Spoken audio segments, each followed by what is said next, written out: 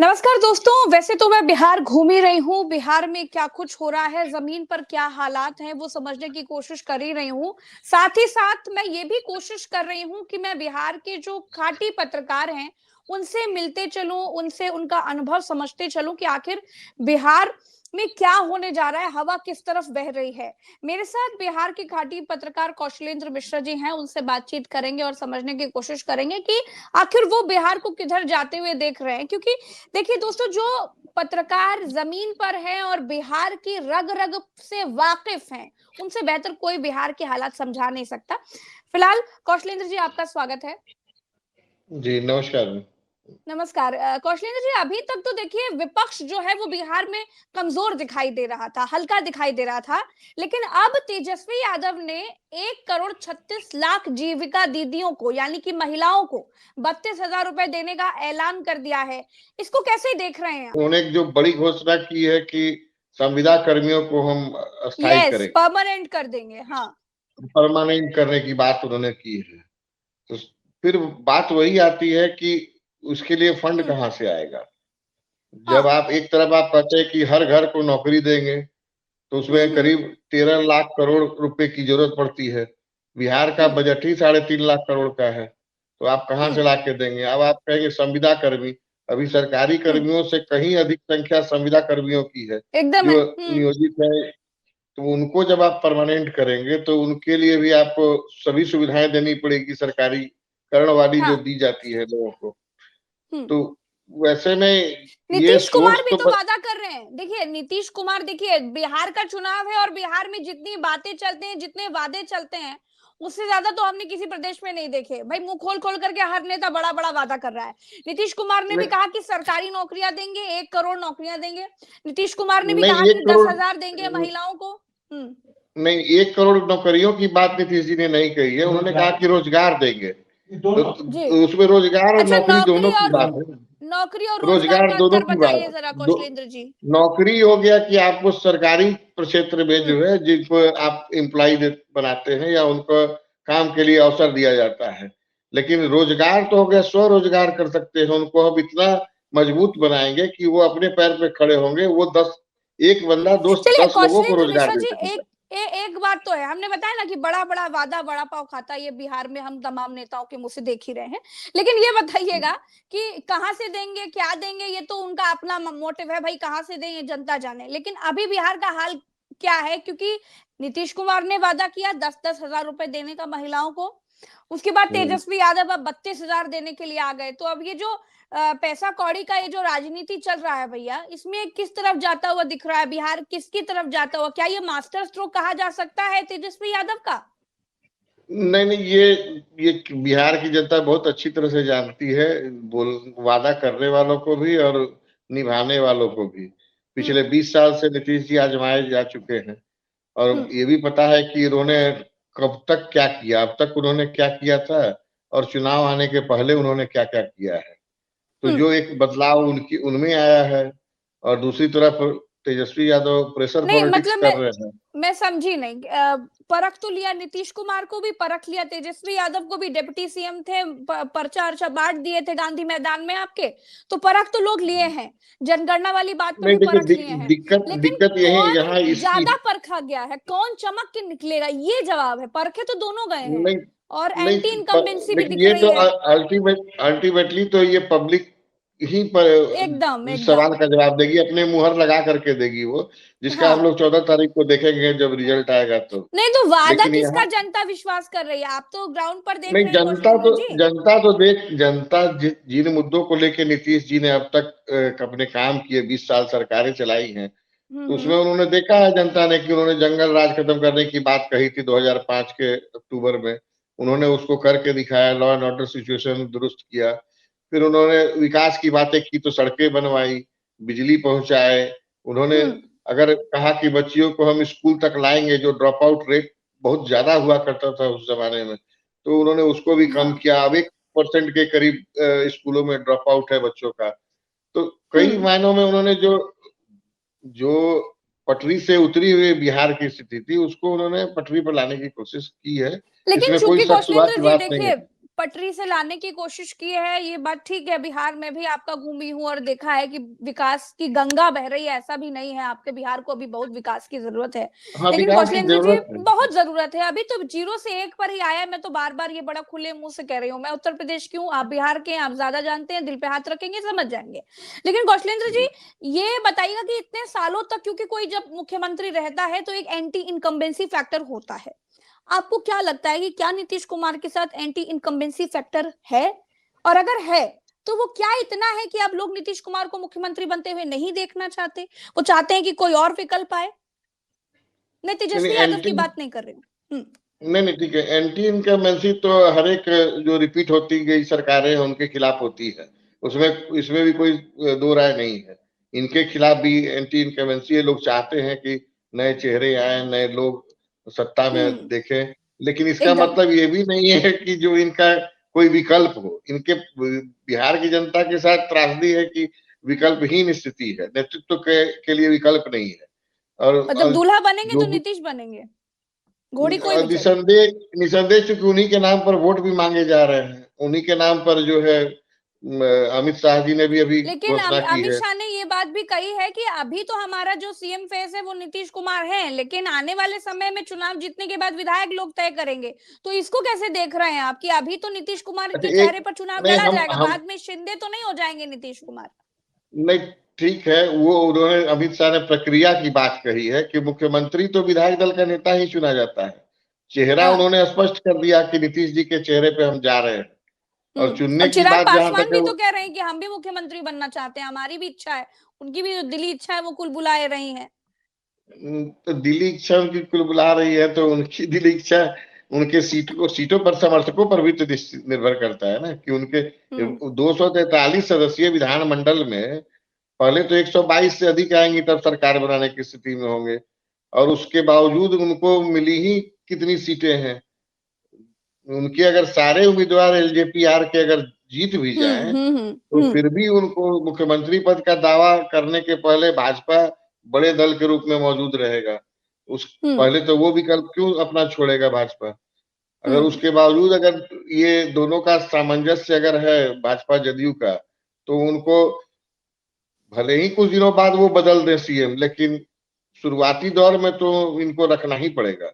नहीं तो उसका नीतीश भी को, रिएक्शन बहुत। नीतीश हाँ, कुमार को रखना ही पड़ेगा।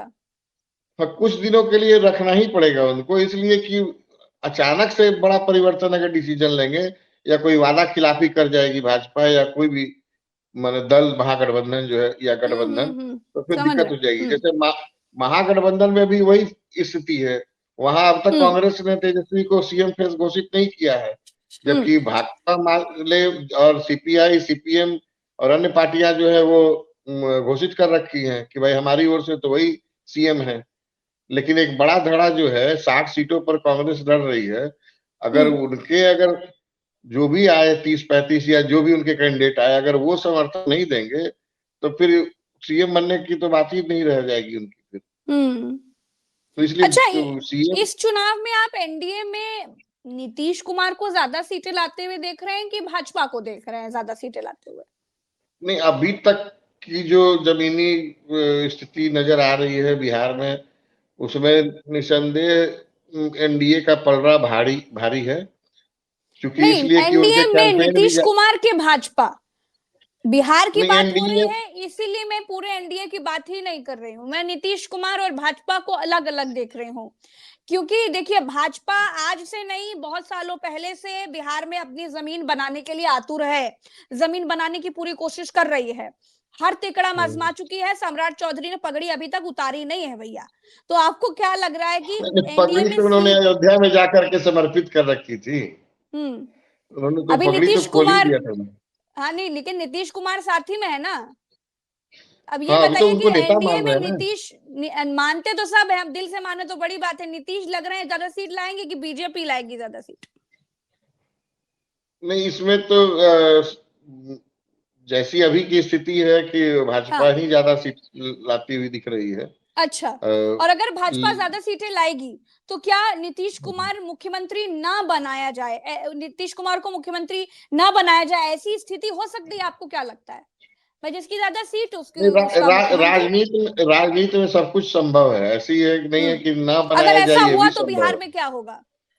नहीं, तो इसी का बता रहे हैं ना कि इनको गाड़ी को स्टार्ट करने के लिए फर्स्ट गियर तो लगाना ही पड़ता है ना, डायरेक्ट आप फोर्थ गियर में तो जा नहीं सकते। तो अच्छा। इनको पहले कुछ दिनों के लिए बनाना ही मजबूरी होगी भाजपा की। हम्म। उसके बाद भले ही वो जो कुछ भी तब्दीली करे, या इनको मार्गदर्शक मंडल में या कहीं और कुछ पद और सम्मान दे करके उनको किनारे के, मैंने इनकी ससम्मान विदाई की भी कार्य योजना भाजपा ने तय करके रखी हुई है। तय करके रखी हुई है ससम्मानित विदाई की नीतीश कुमार की। हाँ, हाँ, तो चूंकि तो ये वो तो विदाई भविष्य कैसे हो देख। सकती है? क्योंकि नीतीश कुमार ने, भविष्य की बात तो ठीक है, नीतीश कुमार तो बिहार के चाणक्य कहे जाते हैं और चाणक्य की धरती भी आपके बिहार की है। तो नीतीश जी, कुमार क्या इस तरह की ससम्मानित विदाई के लिए तैयार हैं? नहीं, अभी तो उनके साथ जो भी उनके समर्थक, उनके दल के लोग हैं, वो तो हम्म। अभी उनके नेतृत्व में ही काम करने के इच्छुक हैं। हम्म। फिर लेकिन भाजपा जो के आपने नेतृत्व में हो जाएंगे क्या नहीं, नहीं, वो आगे? जैसे कि आपने जैसे आपने बताई कि भाजपा को अधिक सीटें आती हैं, तो उस परिस्थिति में हमने बात कही। हाँ हाँ, उसी अभी जो परिस्थिति में परिस्थिति, सब देखिए, भाजपा है, भाजपा तो मतलब भाजपा है। मैं बार बार भाजपा का नाम इसीलिए ले रही हूँ क्योंकि भाजपा कुछ भी कर सकती है, कुछ भी हो हाँ, तो सकता है। कुछ भी जहां कर जहां सकती है, तो भाजपा तो भाजपा के भाजपा है, साथ यहाँ एक चमत्कारी बात पार्टी है। नहीं, तो इस बात का भी ध्यान रखें कि ऐसा ना कि उन चमत्कार उन पर भारी पड़ जाए, क्योंकि केंद्र में समर्थन भी जदयू का ही है। और अगर हम्म। इधर कुछ अनबैलेंस हुआ तो फिर उनकी वहां की सरकार भी गिर जाएगी, तो फिर भाजपा का हम्म। सारा चमत्कार धरा का धरा रह जाएगा। इसलिए उनके हम्म। जो मठाधीश है और जो भी उनके थिंक टैंक है, वो सारी हम्म। परिस्थितियों का आकलन करके ही तो कोई निर्णय करेंगे। ये बात तो ठीक है। अच्छा, मैथिली ठाकुर को उतारा है भाजपा ने आपके बिहार के अलीनगर सीट से। आपको क्या लग रहा है, क्या मैथिली ठाकुर आपको मजबूत स्थिति में दिख रही हैं, या फिर ब्राह्मण वोटों में या फिर सवर्ण वोटों में एक तरह के लिए कुर्बान की जाएंगी मैथिली ठाकुर? नहीं, नहीं, देखिए, कैंडिडेट तय करने की कई प्रक्रियाएं होती है। हमने कई पार्टियों को नजदीक से देखा है चुनाव जी जी। प्रक्रिया में, उम्मीदवारों का चयन करते हुए। तो वो हम्म। एक कैंडिडेट का इम्पैक्ट उसके आसपास के भी विधानसभा क्षेत्र, चुनाव क्षेत्रों में होता है। तो हम्म। इनको, मैथिली ठाकुर को अलीनगर में मैदान में उतार करके भाजपा ने कई और सीटों पर भी अपने दांव चल दिए। तो जैसे? लेकिन अब जैसे आपका दरभंगा से लेकर मधुबनी तक की जो भी सीटें हैं, जिसमें ब्राह्मण बहुल जो वोटर्स हैं या जो उस इलाके के जो भाजपा समर्थित लोग हैं, और उनको एक मोबिलाइज भाजपा के जो अपने कर्मठ कार्यकर्ता, नेता, बड़े बड़े नेता, उनका क्या होगा? उनका प्रभाव नहीं है? मैथिली ठाकुर जो अभी अभी एकदम नहीं, नहीं, फ्लाइट उसमें मोड से आई हैं, उनमें उनका ज्यादा प्रभाव उनमें होगा? नहीं, उनमें तो निसंदेह असंतोष है। उसमें, हम्म। इसमें कोई शक की बात भी और वो नहीं है कि असंतोष जो है, इसीलिए मैंने आपसे ये सवाल पूछा, क्योंकि वो जो असंतोष है वो साफ तौर पर दिखाई दे रहा है। और वो असंतोष क्या बाकी सीटों पर जो प्रभाव मैथिली का पड़ेगा, वो उस असंतोष का दुष्प्रभाव असर नहीं करेगा क्या? मैं ये पूछ रही हूँ। नहीं, क्योंकि निश्चित प्रभाव भी है, निश्चित असर। दुष्प्रभाव भी है। दुष्प्रभाव अनुभवियों का है और जो प्रभाव है वो हाँ, नई नई राजनीति में उतरी है अभी। नहीं, नहीं, इनके साथ तो खुद भी अलीनगर में भी खतरे हैं। अलीनगर की जो डेमोग्राफी है, वहां पे मुस्लिम बहुल मतदाता है, हाँ। भी काफी एग्रेसिव वोटर है मुस्लिम समाज के। तो वैसे में अगर इनके खिलाफ जब तक एग्रेसिव वोटिंग नहीं होता है, तो इनके खुद के चुनाव खतरे में पड़ जाएंगे। और दूसरी, प्रभाव की जहां तक बात है, तो प्रभाव वाले क्षेत्रों में कमोबेश भाजपा की स्थिति पहले से ही बुलंद रही है।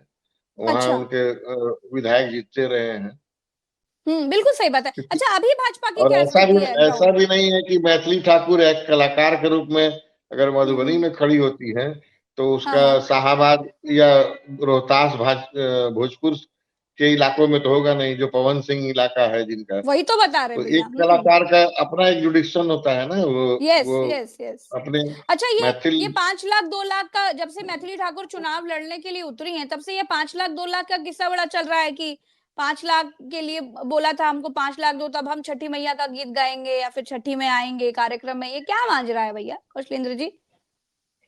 नहीं नहीं, वो तो कलाकारों की अपनी फीस होती है, जो प्रोफेशनल कलाकार होते हैं वो तो कार्यक्रम के अपने उनके पारिश्रमिक लेकिन तय हम सुने होती है कि पहले लोगों में से। नाराजगी बहुत ज्यादा है कि जो अपने ही गांव के लिए मतलब आ नहीं पाए, 2 लाख उनको बहुत कम लग रहे थे और ऐसा वैसा इसका बड़ा नहीं प्रभाव है, लोग ठीक है, इसको बहुत ये सोशल मीडिया देखिए, पर चला रहे हैं।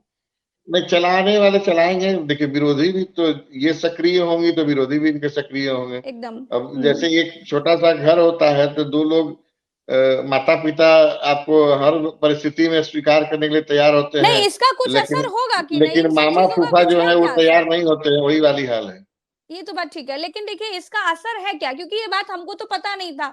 जब हम तमाम जगहों पर गए, लोगों से बातचीत करा, उनके अलीनगर गए तो लोगों ने बोला हमको कि बताइए मैथिली जी को छठ के पर्व में बुलाया गया था और उन्होंने 5 लाख रुपए जो है मांगे थे। ये सब कही हुई बातें हैं, सच क्या है तो आप लोग बताएं, इसका कुछ असर है क्या ग्राउंड नहीं पर? ठीक है, वो पारिश्रमिक लेने में थोड़ी सख्त रही हैं।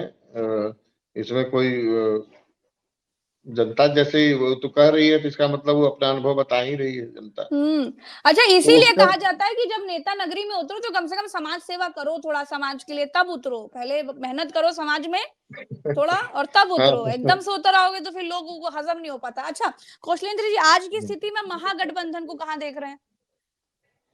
नहीं, महागठबंधन तो कुछ वो गाना नहीं है कि कुछ दिल के टुकड़े हजार हुए, कुछ यहाँ गिरा कुछ वहां गिरा। ये ऐसे हाँ। है कि लोगों की तो आपस की बातचीत भी करीब करीब अभी थमी हुई है। लेकिन देखिए, हो सकता है कि चुनाव तक आते आते फिर ये, क्योंकि आज अल्लाह वरू ने कहा है कि नहीं हम लोग एकजुट हैं। हालांकि हम्म। तेजस्वी ने भी अपनी प्रेस कॉन्फ्रेंस में बात कही है कि नहीं महागठबंधन एकजुट है। लेकिन जब भैया हम्म। एकजुट है और आपस के कम्युनिकेशन ही नहीं है, गैप है, और इन लोगों के अंदर खाने इतने विरोधी हो गए हैं, क्योंकि कांग्रेस का एक धड़ा ही जो है विरोध में कैंपेन कर रहा है। उधर राजद के कई लोग कुर्ते फाड़ के घूम रहे हैं, कई वीडियोज आपको हम्म। मिले होंगे, हम्म। वायरल देखी होंगी। तो हम्म। असंतोष तो जबरदस्त है, गहरा असंतोष है इन लोगों के बीच में, क्योंकि इन लोगों हम्म। का उम्मीदवार तय करने के से लेकर के सीटों के आपसी बंटवारे तक सब कुछ ढुलमुल रवैया रहा है। जहां 12 सीटों पर दोस्ताना संघर्ष हो रहा है, फ्रेंडली फाइट हो रही है, हम्म। बताइए आप कैसे कैसे महागठबंधन है? आप दूसरों अपने अपोजिशन से कैसे लड़ेंगे जब आपका खुद ही में लड़ाई है? तो हम्म। संकट इन लोगों के साथ ये भी है। एक सीट में तो इनका कैंडिडेट ही का पर्चा आरजेडी का रिजेक्ट कर दिया गया, तो इसका मतलब कि वो चलिए, पहले ही लड़ाई सीट उठा पटक तो हाथ इधर में। भी दिखाई दी, उधर भी गोपाल मंडल सीएम आवास के बाहर बैठ गए, उपेंद्र कुशवाहा अमित शाह से मिलने निकल गए और फिर चिराग पासवान के सामने अपने प्रत्याशी उतार दिए। नहीं लेकिन जेडीयू ने लेकिन बहुत कुछ चला, लेकिन लेकिन अंततः सीटों चीजें के ठीक हो गई।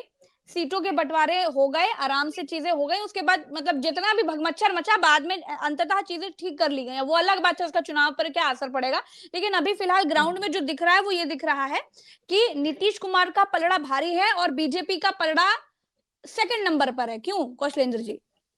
नहीं पलड़ा वैसे भी नीतीश का बिहार, ही है। हाँ निश्चित निश्चित रूप से, क्योंकि नीतीश जी मुख्यमंत्री हैं और अभी तक की जितनी भी घोषणाएं हुई हैं या जो सरकार ने निर्णय लिए हैं, जो अभी चुनाव के दरमियान भी उनको अमली जामा पहनाया जाता रहेगा। जैसे अभी 10,000 रुपए में से हम्म। कुछ 1 तारीख को भी मिलना है, वो ऑनगोइंग स्कीम हो गई है। हाँ हाँ हाँ तो हाँ हाँ। वो तो सिलसिला चलता रहेगा और उसका लाभ भी मिलेगा ही। हम्म। अरे चलिए, बहुत भाजपा की बहुत शुक्रिया। अपेक्षा में अच्छा, तो मोदी जी का क्या असर है ये बताइए, क्योंकि मोदी जी का मैजिक जहां चलता है वहां सारे मैजिक फेल हो जाते हैं। नीतीश के मैजिक के आगे मोदी जी का मैजिक कितना चलेगा बिहार में? नहीं तो मोदी जी ने तो पहले ही स्वीकार कर लिया है ना कि अब महिलाओं, बिहार की महिलाओं के दो दो भाई हैं, एक हाँ। मोदी एक नीतीश, जो उनके उनके विकास के लिए काम करेंगे। तो जब भाई कह ही दिया उनको तो फिर बचा ही नहीं कुछ। अब तो इन लोगों के पाले में है कि आप कैसे विकास करेंगे, कैसे स्ट्रेटजी अपनाएंगे, बिहार के लोगों को रोजगार कैसे मिलेगा, ये सब बताएं तो ज्यादा बेहतर होगा। तब यहाँ के युवाओं को भी थोड़ी सी जानकारी मिलेगी कि उनका पलायन हम्म। कैसे रुकेगा। बिल्कुल बिहार बिल्कुल। जो कृषि क्षेत्र में भी कृषि प्रधान क्षेत्र होते हुए भी कृषि क्षेत्र में जो पिछड़ा है, तो वो कैसे यहाँ पर आएगी? भूमि की तो समस्या सबसे है। बड़ा मुद्दा क्या है आपके बिहार का, सबसे बड़ा चरम पर जो मुद्दा है? सबसे बड़ा मुद्दा यहाँ पर रोजगार और पलायन है। ये हाँ, 2 ऐसी चीजें हैं जिनसे सारी चीजें जुड़ जाती हैं, निर्भर करती हैं जिन पर, निर्भर है ना? करती हैं। और हम्म। उसी तरह से उम्मीदवारों में जो जनता देख रही है या देखना चाहती है, वो है ईमानदारी। हाँ। चूंकि लोग कहते हैं कि स्वच्छ छवि के कैंडिडेट हो तो उनको ज्यादा प्रश्रय मिलेगा, जनता ज्यादा उनको हाथों हाथ लेगी, लेकिन ईमानदारी एक ऐसा शब्द है जो कि अगर आप ईमानदार हैं तो आपकी छवि स्वतः स्वच्छ होगी, आपके हम्म। काम बेहतर होंगे, आपकी पहचान हम्म। अच्छी होगी लोगों में, आप हम्म। लोग आपसे जुड़ेंगे और आप लोगों से जुड़ेंगे। लेकिन हम्म। ईमानदारी अगर नहीं होगी तो आप स्वच्छ छवि, बेहतर छवि हो और कंबल ओढ़ के हम्म। घी पी रहे हो, तो फिर वो कोई काम के लायक रहेगी कौन नहीं। पी रहा है कंबल ओढ़ कर घी? नहीं, जैसे यहाँ पर आरोप प्रत्यारोप लगते रहे, अभी प्रशांत किशोर ने भी कई खुलासे किए हैं, सुना होगा आपने। हम्म। तो कई लोग हैं जिन पर उन्होंने तो आरोप, सम्राट चौधरी के ऊपर बहुत बड़े बड़े आरोप लगा दिए, और लोग कह रहे और हैं वही कि कह रहे थे कि प्रशांत किशोर का कोई बाल नहीं बांका कर सकता, उनको कोई जेल नहीं, नहीं भेज आरोप सकता। आरोप तो उन्होंने लगा दिए, अब उसके बाद से पीछे अब तो अभी तो कोई शोर नहीं सुनाई दे रहा है। हम्म। क्योंकि अच्छा, क्या एक हो गया? होता है ना प्रशांत कि किशोर ने बाल राज, पीछे खींच लिए। पहले लग रहा था कि शेर राजनीति, की तरह दहाड़ेंगे, सुनिए तो कौशलेंद्र जी, पहले लगा शेर की तरह दहाड़ेंगे और तेजस्वी की सीट से चुनाव लड़ेंगे। उसके बाद में एकदम से उन्होंने अपना प्रत्याशी उतार दिया, सीट वीट घोषित कर दी, और उसके बाद में पीछे हट गए। क्या हो गया? नहीं, एक बच्चों का खेल होता है ना कि किसी को चिढ़ा करके भाग जाओ या ढेला मार करके उसके बाद भाग जाओ, ताकि वो अगला बंदा चिड़चिड़ाता रहेगा और उसमें आप दुश्मन को जितना अस्थिर करके रखेंगे तो उससे अपने को लाभ होता हुआ दिखता होगा इन लोगों को। प्रशांत किशोर तभी ज्यादा तो नुकसान किसका कर सकते हैं? ये तो अभी दोधारी तलवार की तरह काम कर रहे हैं, लेकिन इनके कई कैंडिडेट को भाजपा ने अपने में मिला लिया है या उनको बैठा दिया गया है। यस। उससे तो यही लग रहा है कि भाजपा को नुकसान हो रहा है, तभी वो उनको शांत करने में जुटी हुई है या उनके हम्म। उम्मीदवारों को। लेकिन ये दोनों को नुकसान पहुंचाएंगे, महागठबंधन को भी पहुंचाएंगे और इधर भी पहुंचाएंगे। चलिए, बहुत बहुत शुक्रिया कौशलेंद्र जी, आपसे बात करके बड़ा अच्छा लगा। देखिए, खाटी जी पत्रकारों से बात हम इसलिए करते रहते हैं ताकि जमीन के हालात पता चले। आपकी जो राय है वो आपने बताई, हम फिर मिलेंगे किसी और खाटी पत्रकार के साथ दोस्तों, और समझेंगे कि बिहार की जमीन पर क्या चल रहा है, बिहार के लोग क्या करने वाले हैं, बिहार किधर जाता हुआ देख रहे हैं। एक एक बात विस्तार से समझने की कोशिश कर रहे थे। ये हमारे साथ कौशलेंद्र मिश्रा जी थे, इनके मन में जो कुछ था, इनकी जो भी राय थी, इन्होंने जो अपने अनुभव से देखा वो हमें बताया। हम फिर मिलेंगे अगली चर्चा में किसी और नए और खाटी पत्रकार के साथ, किसी वरिष्ठ पत्रकार के साथ, ये समझने के लिए कि आखिर बिहार में किसकी सरकार बनने जा रही है। अभी के लिए इतना ही। नमस्कार, जय हिंद।